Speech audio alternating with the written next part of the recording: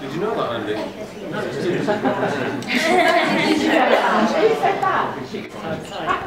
Firstly, I'd like to say what a great privilege it is for me to be here today with Luke and Becky and all the family and friends.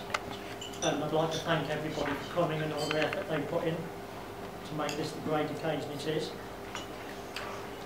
Initially, I was at a loss to know what to do for Becky today, but eventually she told me she wanted me to make a speech, and that was something I accepted straight away. I was very pleased to do that for her.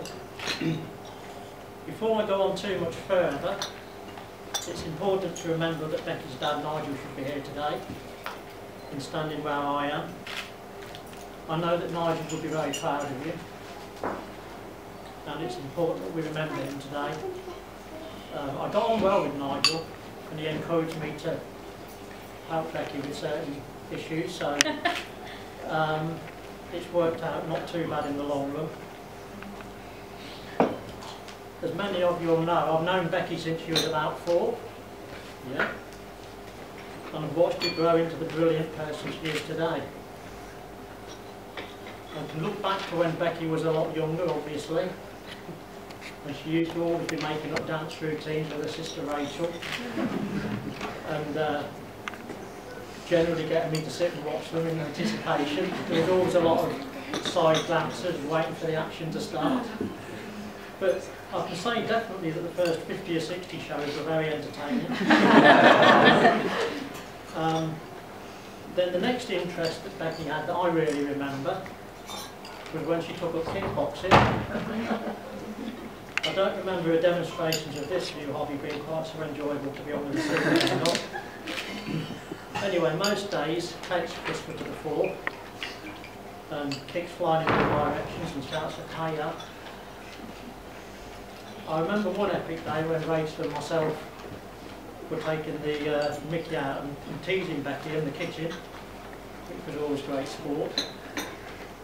Anyway, she launched herself in my direction, and I wasn't sure what was about to happen, but I knew it could be painful for me. Anyway, Becky let loose with a low-level kick, but I managed to get in a split second the defensive side heel to the shin. Becky wasn't impressed with this, and I seem to remember her saying, "You idiot! That move isn't allowed." Anyway, Becky recovered from this lesson in self-defence and went on to do well at school, had several part-time jobs before gaining a degree, and then achieved her goal of becoming a teacher. And I'd just like to say that I am very proud of you and your achievements, even though I don't say that often enough. And I know that's just the beginning. Okay? Now, Luke. Don't let me for anything. Yeah, most of the stories I can't really speak about today. Anyway, someone asked me the other day if I remembered the first time I met you, and I did vaguely remember that, you know. But at the time, I thought, typical teenage boy, come round scrounging meals, drinking my drinks, cracking lame jokes and generally being annoying. And it was about right, really. However, I didn't really think that was going to be a problem, because I thought Becky would soon have a replacement lined up, get rid of you through the door, and everyone would carry on being very happy. You know? But I soon realised, Luke, that you weren't typical and had many good qualities that I admired. I think at the time you were probably helping with the Boy Scouts, or you may still be a Boy Scout at that time. It's a long time ago, isn't it? You was also working at the sports centre, and I know that you did well at school, again got your degree and a good job, which was all excellent stuff. I know you did well on all of these, and you certainly are a credit to yourself and to Eric and Angela and your family in general. So keep up the good work on that one. As time went by though, I realised you had other skills. You used to talk to me about outdoor sports, possibly even you were like an aspiring country gent. You liked shooting and fishing, you even challenged April to some horse riding. So I remember setting off to Scotland, the 4 of us, and we was going to carry out all these activities, and everything went really well, you know, everything was accompanied with dares and bets and so on and so forth. Anyway, one day that I most remember, unfortunately for you, Luke, we were all lined up by the sea trying to do some fishing, and you announced that you were going to demonstrate how to do some long distance casting. Obviously you catch more fish, look better, more brilliant, and win more bets. Anyway, I remember thinking the build-up was good. You were like a bit of a coiled spring ready for action, you know. We all stood in position, gazing out to the horizon, waiting for the splash in the distance. When you burst into action, we were all diving for cover, because you tackle and bait was all flying in our direction.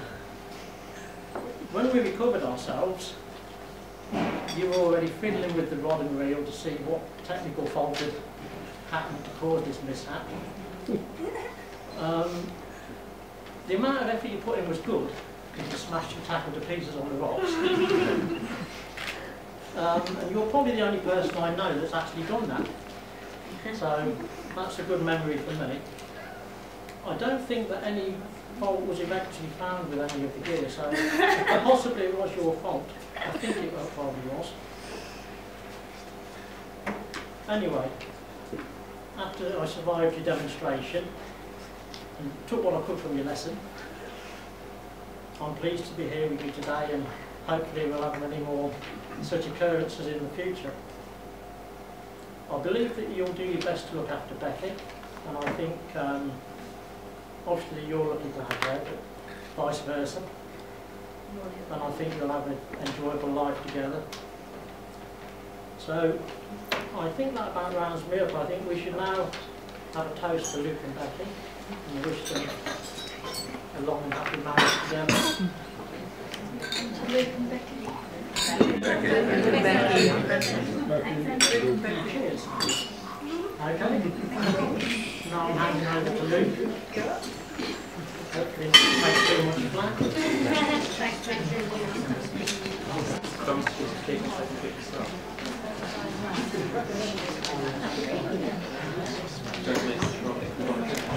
Where's the postage stamp at this time? Right, well, firstly, thank you very much to Andy for doing the speech. As he explained, Becky and I always wanted Andy involved in the wedding as much as we could, and in lieu of Nigel not being here, we couldn't think of anything better, or we want more to open the speeches for us. Also, huge thanks to everyone else here for coming. Really appreciate the effort, people coming from all different corners of the country. So, where to begin? When I sat down to write this speech in the timely and organised fashion, as everyone who knows me has come to expect, at 6:30 PM yesterday evening, I thought I'd best get a bit of advice from someone who really knows about this sort of thing. Having started as early as 6:30, I thought I'm in pretty good shape here, considering I have quite a strong position with plenty of time to get on with it. So I consulted one of my oldest and dearest friends. He's with me throughout university and has always been there for me in times of need. After carefully considering the options, I decided to go with my old friend's advice. Google says, when writing a speech, always start with a joke. So there's this bloke, right, he walks into a bar with a giraffe, and he buys himself a drink, he buys a giraffe a drink. This goes on for the rest of the evening, him and the giraffe knocking back these drinks. When it comes around to closing time though, they're both a little bit inebriated. The bloke stands up and goes to leave, and obviously the giraffe goes to follow him.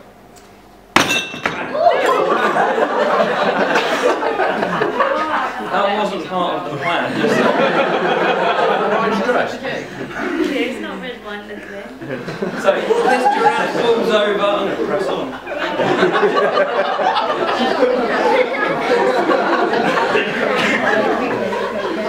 So this giraffe falls over, and the barman, he's catatonic, he's shouting at this bloke, saying, "Hey, you can't leave that lion there." He goes, "It's not a lion, it's a giraffe."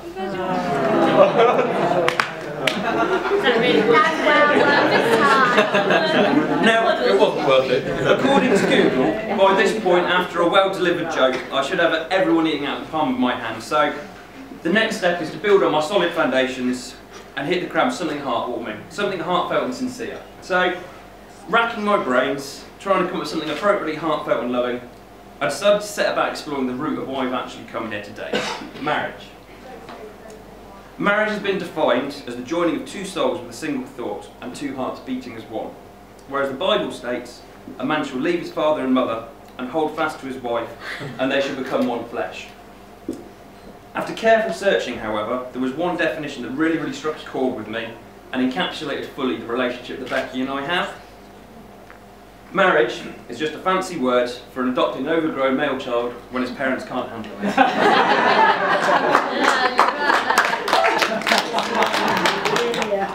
After deciding upon this, and having just moved into our lovely new house on Thursday, with no sign of a sky engineer on the horizon, the limited internet that I had on my work phone gave up the ghost, and I was greeted with a message of, your data usage allowance has been exceeded. Staring at the blank screen, I remember thinking to myself, looks like I'm on my own from this point forwards, thanks for the help, Google.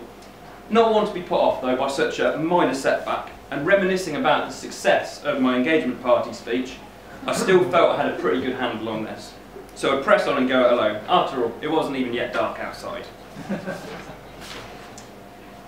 As my speech writing endeavours only really started late on yesterday, the consultation process with Becky was fairly brief. So she's probably as surprised as everyone else is about what this going to cane is. I was given one instruction and one instruction only. No drinking before the speeches. True to my word, save a small dram of courage early on in the morning, no drinks have passed my lips. However, while I did promise I wouldn't have any drinks before the speeches, I made no such promises about during the speeches. On that vein, there's several people around the room that I think deserve some special thank yous, and I feel I'm a little bit behind as well. So if you could all warm up your toasting glasses, there's a couple of toasts that we want to do.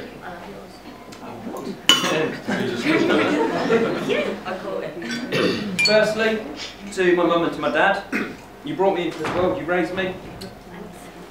You're the people. Mum and Dad? Yeah. Denise, you gave birth to Becky and you allowed me to marry her. Oh, I forgot to give permission. You've been hurt, you've been there for her through some really difficult times, and we can't thank you enough. Denise?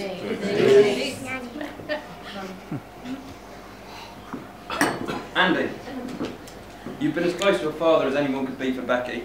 You're always going to be in our lives, and we're truly grateful for what you've done. Andy?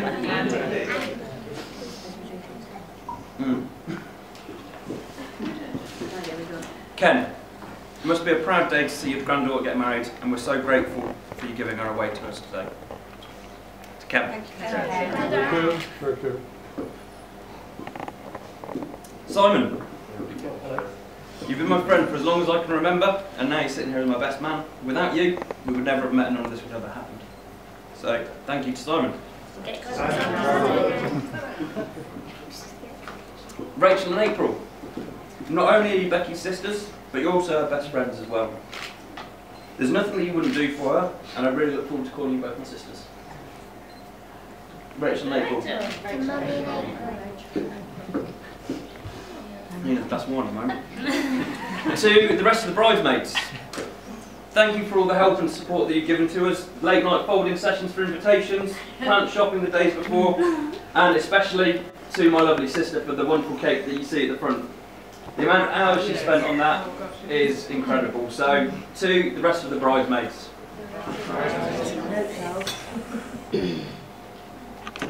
The ushers, my truest friends, here's to many more years coming. Thank you for all your support throughout the wedding. Rest of the ushers.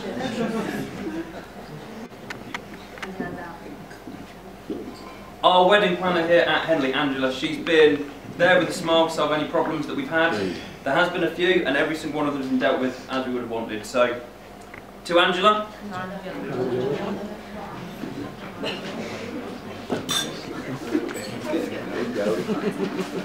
getting there. The final ones. All of the bar staff that we've got at the back. Our food would have been cold and we wouldn't have had any drinks today. So, to the bar staff.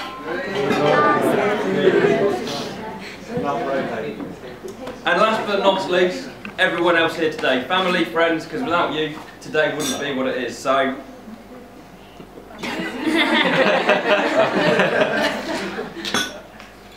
No one's ever filled up their drink in the middle of a speech before, have they? No one's ever knocked it. So, to the family and friends. Family and friends. Now, before I finish, on a slightly more serious note, there's some people that couldn't be here today. My nana, due to poor health. Those that couldn't get here. And also Becci's dad. Grandparents. Everyone that's not here are sorely missed. So, to those that aren't with us. Now, before I pass over to Simon, what I'm sure will be an embarrassing experience for me, I want to make one final toast, this time to myself and my beautiful new wife. I can honestly say, from the bottom of my heart, I truly love you. It's taken us several years, but I'm certain it'll be worth the wait, and I can't wait to build the rest of my life with you at my side. So, to the new Mr. and Mrs. Parry. Mr. and Mrs. Parry. Again, thank you for coming and making the effort to come this far to celebrate our special day together. If anyone does want to go a little further, the bar's just over there and I'll have something come at lemonade.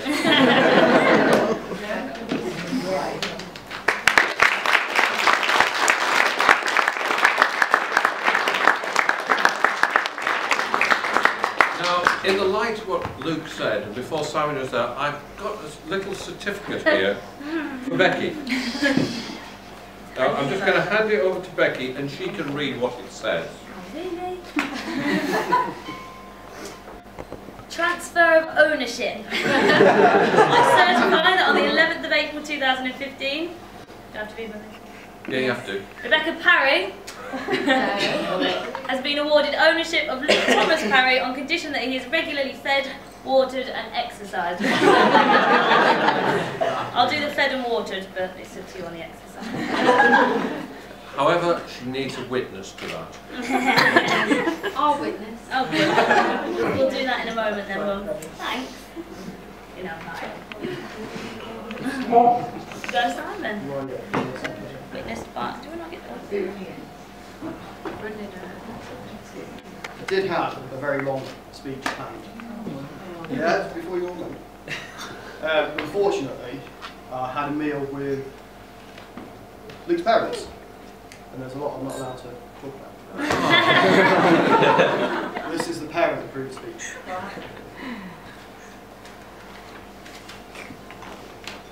So, ladies and gentlemen, thank you all for being here today to witness Luke and Becci finally tying the knot. Took long enough. For those of you who don't know me, my name is Simon. My full name is Simon Would You Like a Drink? I'd appreciate it if you could use that later on the channel. Now, a best man's speech is supposed to point fun at the group, but we can all do that later tonight. I could tell you about the time we gate crashed a very well-to-do party, where to avoid being chucked out, I was forced to flirt with a female bouncer. Think Hulk, but with breasts. It was not a pleasant experience. I could also tell you about when I had a broken foot, and Luke dragged me into town, got into a fight, and then just told me to run. But while this speech is going to be light-hearted, I want to use this time to show Luke's true nature, and hopefully shed some light as to why I hold him in high regard. I promise this will be a short speech. Short, shake. Luke has been my best friend for as long as I can remember. In all that time, he has shown loyalty, dedication, compassion, and true friendship. And these are just some of the traits that he shows to his friends. To Becci, he offers this and much more, a sentiment that I know she too holds. They've had a fantastic experience over the years, and it's wonderful that they've managed to reach this point. Excuse me while I change my name. For that milestone alone, I'd like to, yeah, it's going to be some toast, by the way. I'd like to toast them. So, to Luke and Becci.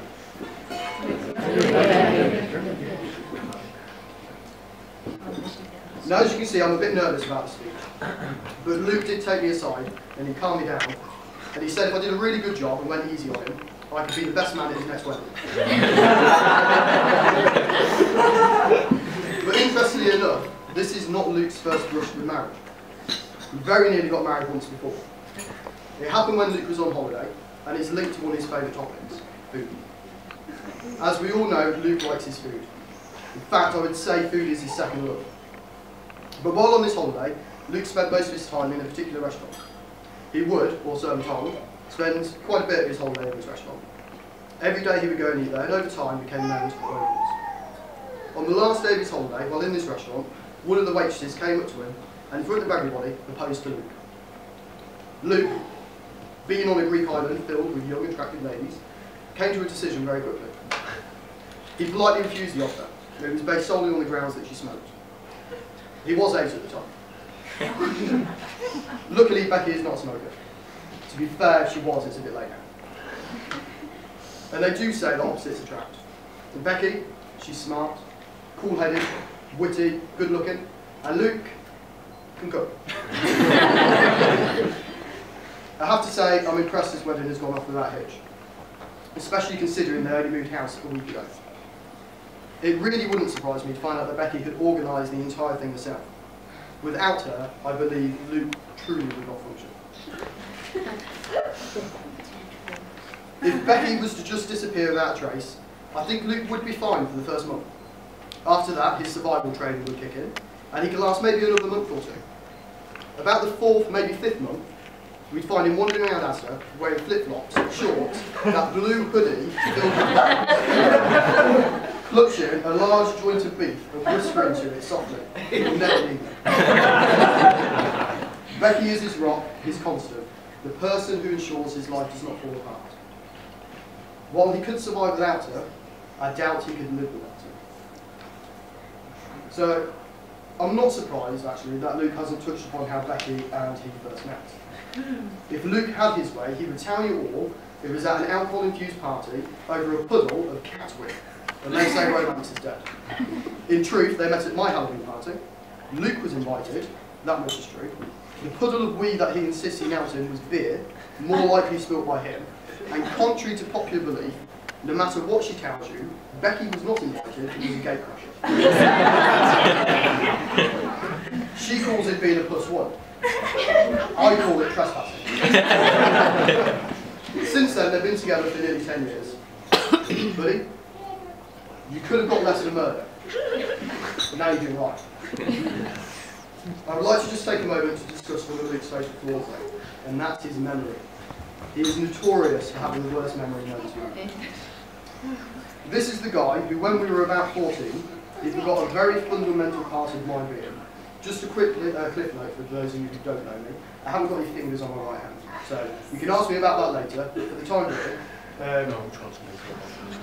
Luke has known me for at least 3 years at this point. We'd arranged to go BMXing, which was funny because mine was only BMX, and I pulled up to his house where he was waiting outside with that big stupid grin on his face. But that grin slowly turned to terror. He started shouting and screaming in the street. I couldn't understand a word he was saying, which started to make me panic too. I asked him, "What's wrong? What's wrong?" He stopped pacing, turned to me, and clear as day said, "Your hand, mate. What happened to your hand? When did this happen?" We'd been friends for at least 3 years, and it struck me as odd that he'd not noticed it before. Perhaps it's not his memory, but maybe his lack of attention to detail. I can see he's very careful and so. But I tell this story for another reason. For the day is not about me, but it does show a lot about Luke's character. And I want to elaborate on that. I told the same story to Luke's parents. And while they laughed at his stupidity, a very real and touching afterthought emerged. Luke did not forget, and he did not pay attention, because that is Luke. He was not brought up to judge people, he was brought up to respect people for who they are. It was true back then, and it still holds true today. Luke doesn't judge, he does not make assumptions, and he is always willing to accept people as they are for who they are. And for this, I'd like to raise another toast. Give me some more, that stop shaking. With this in mind, I'd like to point to another incident from his childhood, and it's something that even I was not aware of until recently. Many years back, Luke had gone to a party. While at this club, Luke ventured outside where he saw a young lad being beaten by a couple of other lads. Not knowing who they were or why such a fight was happening, Luke stepped in to stop it, coming to the defence of the stranger. Unknown to him though, there were 2 other lads hidden from sight, who joined in. Luke fought them off, and in the process he got his jaw broken. But while he struggled to speak and he could only eat liquids afterwards, he did this all to protect that stranger. And that, ladies and gentlemen, is Luke's true nature. So I'd like to raise a toast to that.